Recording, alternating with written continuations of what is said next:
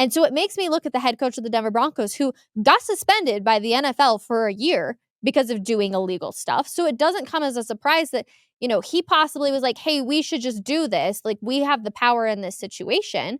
And yet we're seeing something very similar. But at the exact same time, you have to look at who hired that man at the exact same time. And so, it's like if the kid gets in trouble, the parent's the one to blame, right? Like, it kind of goes back and forth to that.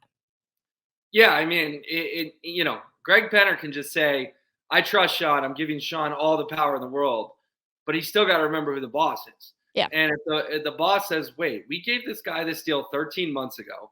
He just beat the Chiefs and ended a 16-game losing streak, and we're going to threaten to bench him if he doesn't redo an injury clause that we agreed to."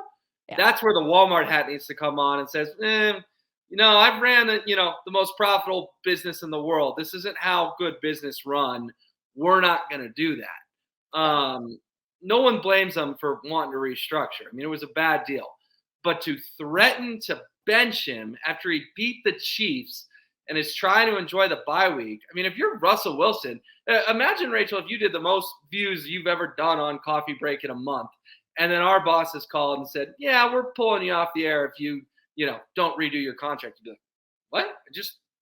I just did the most views I've ever." Like, it just, the timing of it just is so bizarre that you almost wonder in hindsight, do they wish they had lost that Chiefs game? Because Right. then they would have been 1-6, and then they could have benched Russ with ease. No Yep. one would have thought twice about them benching Russ. Like, you almost look, did Sean Payton drive home that night going, that just screwed up my whole plan? Yep. But at the exact same time, did we really want a coach in here that didn't want to play with the QB that you are paying an outrageous amount of money to? It's a question for another day. Will Peterson, always a pleasure, my friend. Thank you so much for hanging with us. Yeah, of course. And I'm going to answer your question real quick. Sean was the third choice. You always got to remember that. They wanted Jim Harbaugh 1. They wanted DeMeco Ryans 2. There are reports on the record about both those. So to answer your question, maybe, because Sean Payton was always their third choice. They flew back to Ann Arbor to beg Jim. They begged DeMeco. They got told no twice. Will Peterson, I love you for that, my friend. Have a great Thursday on that note. Thank you.